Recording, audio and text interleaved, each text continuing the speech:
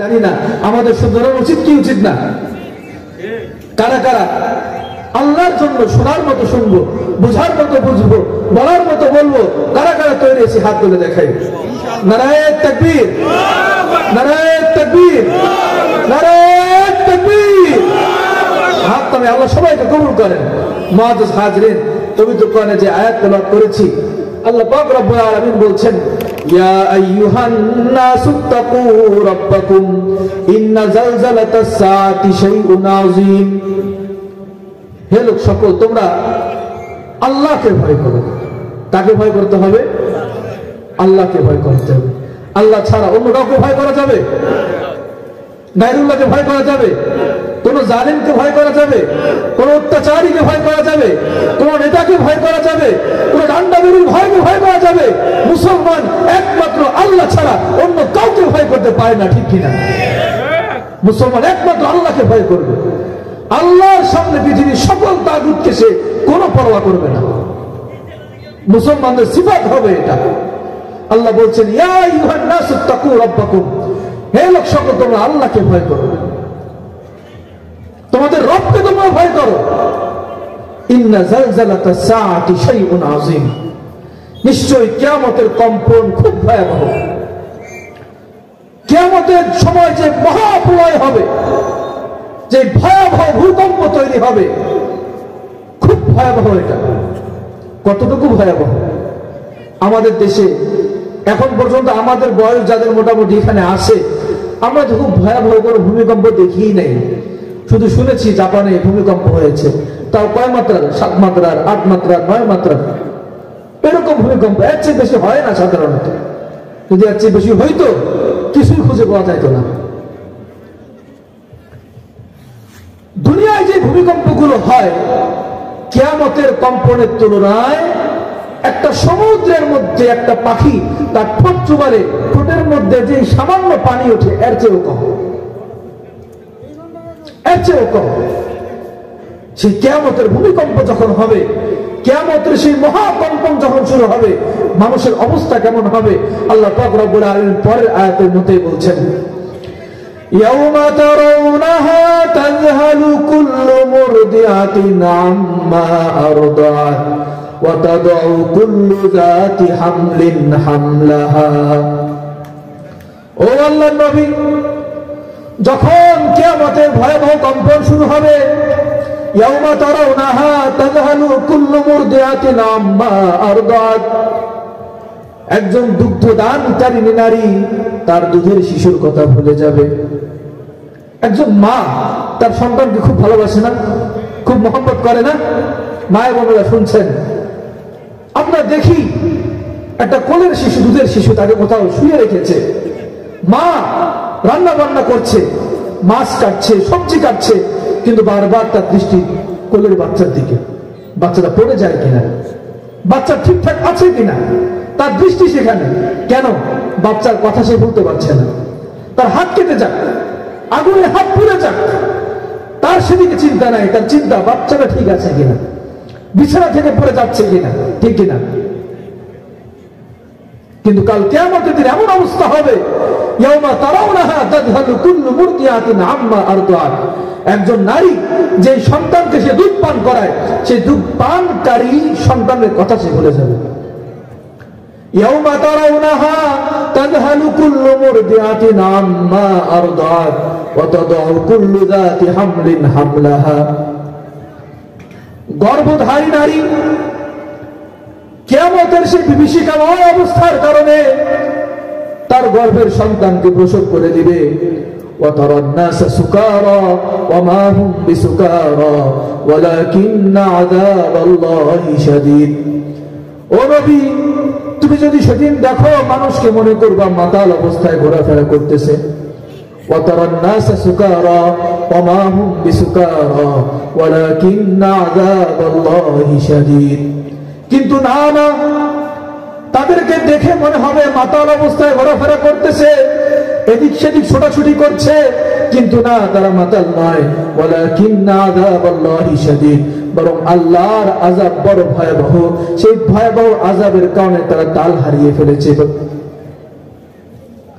এতটা ভয়াবহ আযাব সেদিন হবে, ভয়াবহ সেদিন অবস্থা তৈরি হবে। মানুষ মাতালের মতো এদিক সেদিক ছোটাফেটা করবে, কোথায় যাবে কোনো খোঁজ খবর তাদের থাকবে না। মানুষ মাতাল হইলে কোন কিছু ঠিকঠাক ঠিক থাকে? হ্যাঁ, মানুষ মাতাল হইলে তারা মরা চিটাকেও তেলপিঠা মনে করে খায়, ঠিক কিনা? হ্যাঁ, আমাদের টঙ্গীতে পড়াশোনা করেছি আমি। টঙ্গী স্টেশন রোডে, স্টেশনের পাশে একদম হিরোইন খোর, ইয়াবা খোর সব সেখানে দেখা যায়। আমাদের উস্তাদ ফজর নামাজের পর বের হচ্ছেন, দেখলেন যে একটা হিরোইন খোর রাত্রে হয়তো খুব একটু বেশি খেয়ে ফেলেছে, সে একটা মরা চিটা ফুলে ফেপে গেছে, এটাকে মজা করে খাওয়ার চেষ্টা করছে। কিভাবে খাওয়ার চেষ্টা করছে?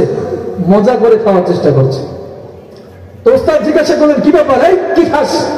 হুজুর তেল পিঠা খাই। কি খাই? তেল পিঠা খাই। ওই তেল পিঠা ফুলে যায় না, ওই মরা চিকা মরে ড্রেনের পানিতে পড়ে একদম ফুলে গেছে, আর সে তো মাতাল, তার ঠিক নাই, সে মরা চিকাকে তেল পিঠা মনে করে খাচ্ছে। এটা হাসি, কিন্তু আমাদের বোঝার জিনিস আছে। সেটা কি? মানুষ যখন নেশায় বিভোর থাকে, মানুষ যখন মাতাল হয়ে যায়, মানুষ যখন নেশাগ্রস্ত হয়ে যায়, তখন সে ভালোটাকে আর ভালো বোঝে না, ঠিক কিনা? সত্যকে সে সত্য মনে করে না, সে সুন্দরকে সুন্দর মনে করে না, সে অসুন্দরকে সুন্দর মনে করে, সে অসত্যকে সত্য মনে করে, সে বাতিলকে সত্য মনে করে, ঠিক কিনা মুসলমান? আজকে আমরা দুনিয়ার নেশায় বিভোর হয়ে গেছি, দুনিয়ার নেশায় আমরা মাতাল হয়ে গেছি। আজকে যেটা সুন্দর সেটাকে আমরা সুন্দর বুঝতে পারছি না, যেটা হক সেটাকে আমরা হক মনে করি না, যেটা সত্য সেটাকে আমরা সত্য ভাবার চেষ্টা করি না, ঠিক কিনা? যেটা সুন্দর সত্য সেটাকে আমরা মনে করি অসুন্দর, যেটা খারাপ সেটাকে আমরা ভালো মনে করি, আপন করে নিয়েছি। সর্বক্ষেত্রে একই দশা। আজকে আমাদের যুবক ভাইয়েরা, রাগ করবেন না, আজকে আমাদের যুবক ভাইয়েরা দাড়ি রাখে না। কেন রাখে না? তাদেরকে খুব সুন্দর দেখা যায়, তাই না? এই জন্যই তো যারা দাড়ি রাখে না তাদের ধারণা এটাই যে দাড়ি না রাখলে সুন্দর দেখা যায়, দাড়ি রাখলে ভালো মেয়ে পাবো না, অমুকের মেয়ে আমাকে পছন্দ করবে না। এই জন্যই, আসলে এই জন্যই এই পৃথিবীর মধ্যে আল্লাহ রাসূল সাল্লাল্লাহু আলাইহি ওয়াসাল্লাম তিনি কি কম সুন্দর ছিলেন? কম ছিলেন না বেশি ছিলেন? বলেন, কেমন বেশি ছিলেন? আনাস ইবনে মালিক রাদিয়াল্লাহু তাআলা আনহু রাসূলের সাথে একবার মরুভূমির মধ্যে ভ্রমণ করছিলেন। মরুর মধ্যে আকাশে পূর্ণিমার চাঁদ চমকাচ্ছিল। আনাস রাদিয়াল্লাহু তাআলা আনহু একবার আকাশের চাঁদের দিকে তাকাচ্ছিলেন, আর একবার রাসূলের মুবারক চেহারার দিকে তাকাচ্ছিলেন। একবার পূর্ণিমার চাঁদের দিকে তাকাচ্ছিলেন, আর একবার রাসূলের মুবারক চাঁদের চেহারার দিকে তাকাচ্ছিলেন। আবার পূর্ণিমার চাঁদের দিকে তাকাচ্ছিলেন, আবার রাসূলের মুবারক চেহারার দিকে তাকাচ্ছিলেন। আনাস রাদিয়াল্লাহু তাআলা আনহু বলেন, ও পৃথিবীর মানুষ, শুনে রাখো, আমি একবার আকাশের পূর্ণিমা চাঁদের দিকে তাকাচ্ছিলাম, আর একবার পেয়ারা হাবিবের চেহারার দিকে তাকাচ্ছিলাম। আল্লাহর কসম করে বলতেছি, আমার কাছে মনে হয়েছে, আমি সাক্ষ্য দিচ্ছি, আকাশের পূর্ণিমার চাঁদের চেয়ে আমার রাসূলের চেহারা সুন্দর। বলেন না সুবহানাল্লাহ। কম সুন্দর ছিলেন? হে যুবক, কয়জন মেয়ে তোমাকে আইসা বলছে যে আমি তোমার কাছে নিজেকে উৎসর্গ করলাম, আমাকে গ্রহণ করো? কেউ বলছে? আরে তোমরা তো মেয়েদের পেছনে ঘুরতে ঘুরতে সময় পাও না। আল্লাহ রাসূল সাল্লাল্লাহু আলাইহি ওয়াসাল্লাম এমন ছিলেন, এক নারী তার কাছে এসে বলছে, ওয়াহাবতু নাফসি লাকা ইয়া রাসূলুল্লাহ, আল্লাহ রাসূল, আমি আপনাকে আপনার জন্য দান করে দিলাম। সুবহানাল্লাহ, আমি আপনাকে আপনার জন্য দান করে দিলাম। রাসূল বলছে, না, আমার দরকার নেই। সাহাবীকে বলছে, তুমি বিয়ে করে ফেলো। সুবহানাল্লাহ। নবী ইউসুফের জন্য মিশরের নারীরা হাত কাটছে। ইউসুফের সৌন্দর্যের দিকে তাকিয়ে থাকতে থাকতে থাকতে তাদের হাত কাটার পর যন্ত্রণাই অনুভব করে নাই। কত সুন্দর ছিলেন নবী ইউসুফ।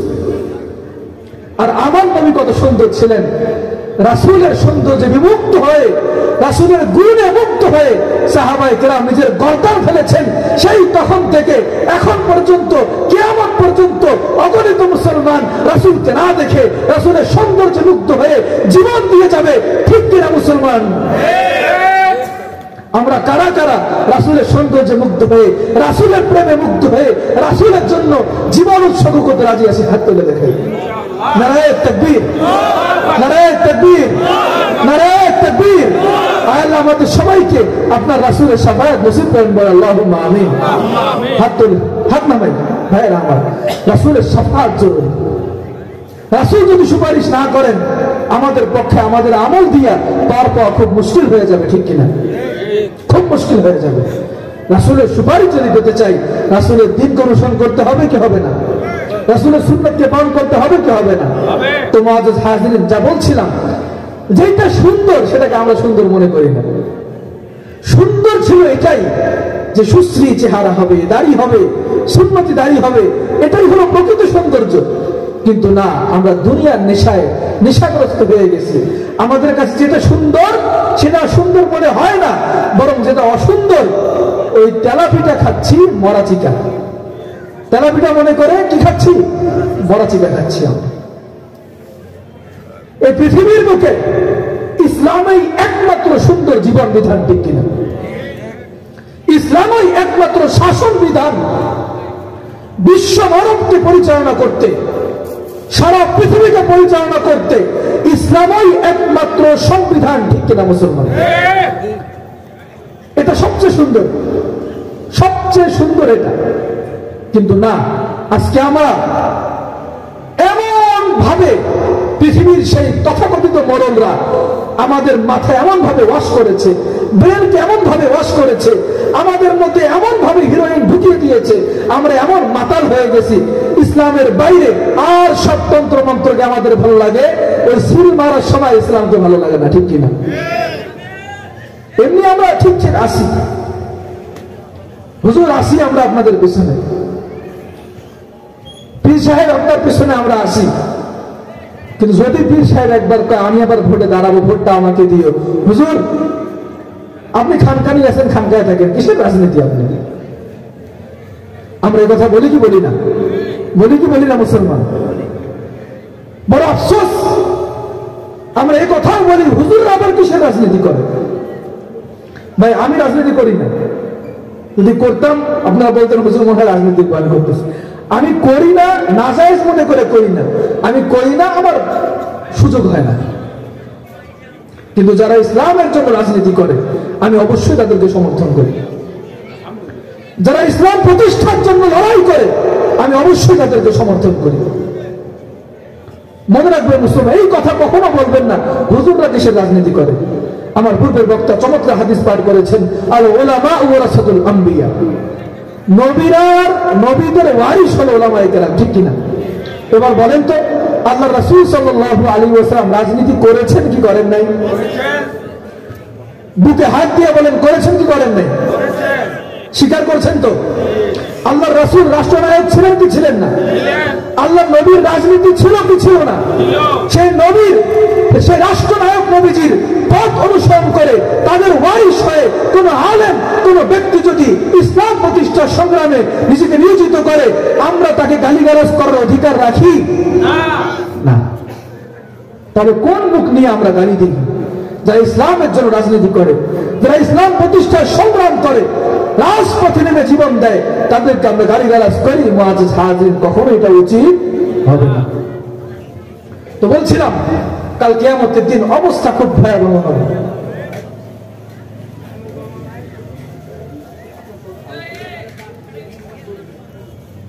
তো মুআজ্জাজ হাজিরিন, কাল কিয়ামতের দিন এমন ভয়াবহ অবস্থা হবে, কোনো ছায়া থাকবে না, কোনো গাছ থাকবে না, কোনো বিল্ডিং থাকবে না, কোনো পাহাড় থাকবে না। মানুষ তার পাপের পরিমাণ, যা যতটুকু পাপ, সে সেই পাপের পরিমাণ ঘামের মধ্যে সে হাবুডুবু খাবে, কোনো ছায়া থাকবে না। যে হাদিস আমি পাঠ করেছি, আল্লাহ রাসূল সাল্লাল্লাহু আলাইহি ওয়াসাল্লাম বলছেন, সাবআতুন ইউযিল্লুহুমুল্লাহ, ইয়াওমা লা জিল্লা ইল্লা জিল্লুহু। কিয়ামতের দিন 7 শ্রেণীর ব্যক্তি এমন হবে যেদিন কোনো ছায়া থাকবে না, একমাত্র আল্লাহর আরশের ছায়া থাকবে। আল্লাহ পাক রব্বুল আলামিন এই 7 শ্রেণীর ব্যক্তিকে তার আরশের ছায়া তলে আশ্রয় দিবেন, বলেন সুবহানাল্লাহ। তা আবার রিপিট করছি, আমরা সবাই এখানে শোনার মতো শুনতে আসছি তো, দেখার মতো দেখতে আসছি তো, শোনার মতো শুনবো তো ইনশাআল্লাহ। তাহলে আমরা এখান থেকে বুঝে যাওয়ার চেষ্টা করব, ইয়াদ করে যাওয়ার চেষ্টা করব, মুখস্থ করে যাওয়ার চেষ্টা করব ওই 7 শ্রেণীর ব্যক্তিকে যাদেরকে আল্লাহ পাক রব্বুল আলামিন কাল কিয়ামতের দিন তার আরশের ছায়াতলে আশ্রয় দিবেন। আমরা সবাই আল্লাহর আরশের ছায়াতলে আশ্রয় চাই কি চাই না? যদি চাই তাহলে এই 7 শ্রেণী কে আমাদের জানতে হবে কি হবে না? যদি জানতে হয় মানতে হবে। তাহলে আমরা জানতে এবং মানতে রাজি আছি তো ইনশাআল্লাহ। আল্লাহ রাসূল সাল্লাল্লাহু আলাইহি ওয়াসাল্লাম বলেছেন, ইমামুন আদিল, ও আমার উম্মতেরা, কাল কিয়ামতের দিন যখন কোনো ছায়া থাকবে না, কোনো গাছ থাকবে না, কোনো বিল্ডিং থাকবে না, কোনো পাহাড় থাকবে না, একমাত্র আল্লাহর আরশের ছায়া ছাড়া কোনো ছায়া থাকবে না, আমার আল্লাহ পাক রব্বুল আলামিন সেদিন 7 শ্রেণীর ব্যক্তিকে আল্লাহর আরশের ছায়াতলে আশ্রয় দেবেন। তার মধ্যে প্রথম ব্যক্তি হলো ইমামুন আদিল, ন্যায়পরায়ণ শাসক। 1 নম্বরে কি ভাই? ন্যায়পরায়ণ শাসক। বলেন 1 নম্বরে কি? ন্যায়পরায়ণ শাসক। 1 নম্বরে কি? আর সবাই বলে না, মুখস্থ করতে হবে কিন্তু, আমি পরীক্ষা নেব ইনশাআল্লাহ। 1 নম্বরে কি বলেন? ন্যায়পরায়ণ শাসক। ন্যায়পরায়ণ শাসক বলতে উদাহরণ কি? আল্লাহ রাসূল সাল্লাল্লাহু আলাইহি ওয়াসাল্লামের যুগে এক নারী, কুরাইশ বংশের খুব কাছাকাছি গোত্র বনু মাখজুম, এই নারী চুরি করেছে। ইসলামে চুরির শাস্তি কি? হাত কেটে দেওয়া। সবাই জানি তো, হ্যাঁ? যদি এখন বলা হয় ইসলামী আইন বাস্তবায়ন করা হবে, আমার বলবো হুজুর এগুলো দরকার নেই, ঠিক না? মনে রাখবেন, আপনি যদি ভালো হন আপনার সমস্যা কি? কি একটা অবস্থা, গণহারে মানুষ এটাকে একরকম অপছন্দ করে। চোরের মন না পুলিশ পুলিশ হবে? আমরা সবাই কি চোর হয়ে গেছি নাকি? তাহলে আমাদের মন পুলিশ পুলিশ করবে কে? যে চোর সেই বলতে পারে ইসলামী আইন মানি না। আমরা যারা মুসলমান আমরা কখনোই কথা বলতে পারি না। আমরা বলবো অবশ্যই বাংলার ভূমিতে ইসলামী আইন বাস্তবায়ন হোক, যে চুরি করবে তার হাত কাটা হোক, ঠিক কিনা? এত চুরি হইতেছে, পুলিশ কজন থেকে ধরতেছে, যেই কজনকে ধরতেছে জেলে পাঠাইতেছে, এরপর কি হচ্ছে? সে বিরত থাকছে না। কেন হচ্ছে না? আল্লাহর কসম করে বলছি, কিয়ামত পর্যন্ত যেই শাস্তি আছে এই শাস্তি আপনি কার্যক্রম করেন, চুরি বন্ধ সম্ভব না। চুরি বন্ধ সম্ভব নয়। ইসলামী আইন কার্যকর করে 1 বছর দেশ চালান, সব অরাজকতা শেষ হয়ে যাবে, ঠিক কিনা? জিনা ব্যভিচার শেষ হয়ে যাবে, ইফতিজিং বন্ধ হয়ে যাবে, সকল জুলুম নিপীড়ন অন্যায় অবিচার বাংলার ভূমি থেকে উড়ে গিয়ে বাংলার জমিনে ন্যায় ইনসাফের রাজ টাইম হবে, ঠিক কিনা? অনেক বছর তো দেখলেন, 50 বছর দেখে ফেলছেন। কি পেয়েছেন আপনারা? কত দলের ক্ষমতা দেখেছেন আপনারা? কি পেয়েছেন? কিছুই পান নাই, কিছুই পান নাই। কিয়ামত পর্যন্ত কিছুই পাবেন না। আলু পাবেন, আলু পাবেন। কি পাবেন? আলু পাবেন, গোলালু। আল্লাহর কসম করে বলতেছি, যে দলেই ক্ষমতা আসুক, আমি নির্দিষ্ট কোনো দলের কথা বলছি না, যে দলেই ক্ষমতা আসুক, সে যদি ইসলামী আইন বাস্তবায়ন করতে না চায়, বিশ্বে প্রচলিত গণতন্ত্রের সে দাবেদার হয়, কিয়ামত পর্যন্ত ন্যায় ইনসাফের রাজ কায়েম হবে না। আজকে আমাদের আফসোস থেকে যায়, দেশ স্বাধীন হলো, আমরা স্বাধীন হলাম না। আমাদের আফসোস থেকে যায়, স্বাধীনতার পর থেকে একটা কথাই শুনি, দেশ স্বাধীন হলো, আমরা স্বাধীন হলাম না। কথা বলি কি বলি না? দেশ স্বাধীন হলো, প্রকৃত স্বাধীনতা পেলাম না। আফসোস আমাদের। আল্লাহর কসম করে আবারও বলছি, আল্লাহর কসম, আল্লাহর কসম, আল্লাহর কসম, 50 বছর কেন 50,000 বছর যদি চলে যায় আর আমি এই প্রচলিত রাজনীতির চর্চা করে করে দেশে রাজ ইনসাফ কায়েম করতে চাই, খোদার কসম করে আবারও বলতেছি, প্রকৃতপক্ষে ইনসাফ কায়েম করা সম্ভব হবে না। একমাত্র ইসলামের শাসনই পারে এই বাংলার জমিনে সারা পৃথিবীতে ইনসাফের রাজ কায়েম করতে, ঠিক কিনা মুসলমান? মুহতারাম হাজির, কয়টা জিনিস? 7টা জিনিস। রাসূল সাল্লাল্লাহু আলাইহি ওয়াসাল্লামের যুগে ওই নারী চুরি করছে, এখন কয়েকজন মিলে রাসূল সাল্লাল্লাহু আলাইহি ওয়াসাল্লামের কাছে সুপারিশ করতে গেছে যে আল্লাহ রাসূল, ওই যে ওই নারী, একটা সম্ভ্রান্ত পরিবারের নারী, তার যদি হাতটা কেটে ফেলা হয় মানুষ কি বলবে? ছিছি করবে যে অমুক বাড়ির মেয়েকে হাত কাটা হয়েছে। একটু যদি শাস্তিটা লঘু করা যেত। রাসূল সাল্লাল্লাহু আলাইহি ওয়াসাল্লাম খানায়ে কাবার সামনে গিয়ে দাঁড়ালেন, গিয়ে বলেন, ও মুসলমানরা, তোমরা আজকে আমার কাছে সুপারিশ নিয়ে এসেছো, তাকবীর করতে এসেছো যেন অমুকের শাস্তিটা আমি কমায় দেব। মনে রাখো, লাউ আন্না ফাতিমা বিনতি মুহাম্মদ সারিকাত লাকাতাতু ইয়াদাহা, যদি ওই ব্যক্তির মেয়ে কেন, যদি নবী মুহাম্মদের মেয়ে ফাতিমা চুরি করে, আমি অবশ্যই তার হাত কেটে দেব। সুবহানাল্লাহ। তাকবীর করতে আসছো, তাকবীরের সুযোগ নাই। আজকে আমাদের দেশে কি অবস্থা, যে আমার পরিবারের কেউ হয় কোনো বিচার নাই, যে আমার দলের কেউ হয় কোনো বিচার নাই, ঠিক কিনা? হ্যাঁ, তো ইমামুন আদিল 1 নম্বর। 2 নম্বর, বিসমিল্লাহির রহমানির রহিম। সম্মানিত উপস্থিতি, আমাদের মতো উপস্থিত হয়েছেন বদরগঞ্জ তারাগঞ্জের নয়নের মণি সাবেক সংসদ সদস্য জনাব মোহাম্মদ আলী সরকার, জনাব মোহাম্মদ আলী সরকার। আজ এই ওয়াজ মাহফিলের প্রধান অতিথি জনাব মোহাম্মদ আলী সরকার সাহেবকে এই ওয়াজ মাহফিলের মঞ্চে আসন গ্রহণ করার জন্য ওয়াজ মাহফিলের পক্ষ থেকে সবিনয় অনুরোধ করা হচ্ছে। আরে তাকবীর, নারায়ে তাকবীর, নারায়ে তাকবীর। মোহাম্মদ সরকারের আগমন, মোহাম্মদ সরকারের আগমন। তোমাদের হাজিরিন, 7টা জিনিস শুধু আমরা জেনেই শেষ করে দিচ্ছি ইনশাআল্লাহ। আলহামদুলিল্লাহ, আমাদের মাঝে উপস্থিত হয়েছেন জননেতা জনাব মোহাম্মদ আলী সরকার সাহেব, রংপুর 2 বদরগঞ্জ তারাগঞ্জের সাবেক মাননীয় জাতীয় সংসদ সদস্য। আমি মোহতারামকে মাহফিল কমিটির পক্ষ থেকে অত্যন্ত মোবারকবাদ জানাচ্ছি। মুআজ্জাজ হাজিরিন, 1 নম্বরকে ইমামুন আদিল। 2 নম্বর হলো এমন ব্যক্তি, এমন যুবক যে আল্লাহর ইবাদতে বড় হয়, আল্লাহর ইবাদত করতে করতে যে বড় হয়, সে হলো কাল কিয়ামতের দিন আল্লাহর আরশের ছায়াতলে আশ্রয় পাবে। 3 নম্বর, এমন ব্যক্তি যার হৃদয়গুলো মসজিদের সাথে লেগে থাকে, যার হৃদয় মসজিদের সাথে লেগে থাকে।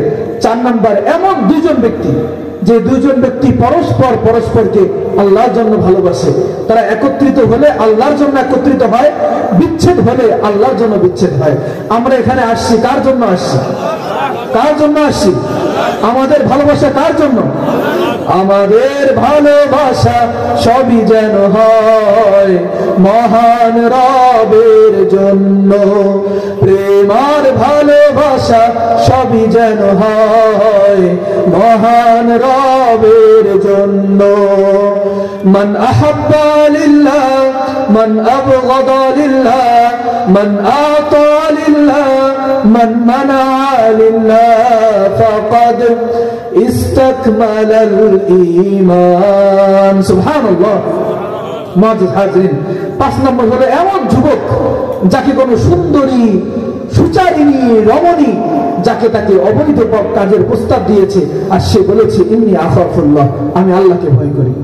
যুবক, যুবতী বোনেরা, আমাদের জীবনে অনেকে নানান প্রস্তাব দেয়, খারাপ কাজের, অনৈতিক কাজের প্রস্তাব দেয়, বিভিন্ন প্রপোজ করে।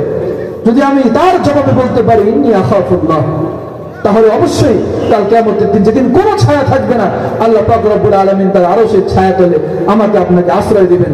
6 নম্বর, এমন ব্যক্তি যে গোপনে সদকা করে, এমন ভাবে সৎকার করে, সে তার ডান হাত দিয়ে সৎকার করলো, তার বাম হাত টের পায় না। আর 7 নম্বর হলো ওয়া রাজুলুন যাকারাল্লাহ খালিয়ান, এমন যুবক যে গোপনে নীরবে নিভৃতে আল্লাহর জিকির করে, তার চোখ দিয়ে অশ্রু প্রবাহিত হয়। এই 7 শ্রেণীর ব্যক্তিকে কাল কিয়ামতের দিন যখন কোনো ছায়া থাকবে না, আল্লাহ পাক রব্বুল আলামিন তার আরশের ছায়াতলে আশ্রয় দিবেন। আমরা সেই 7 শ্রেণীর অন্তর্ভুক্ত হতে চাই কি চাই না?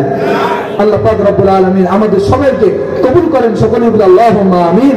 ওয়া আখিরু দাওয়ানা আলহামদুলিল্লাহি রাব্বিল আলামিন। আসসালামু আলাইকুম ওয়া রাহমাতুল্লাহি ওয়া বারাকাতুহু। আলহামদুলিল্লাহ, আমরা কথা দাঁড়িয়ে আছি, আমরা সবাই বসে পড়ি। আপনারা দাঁড়িয়ে সামনে আগে বসেন।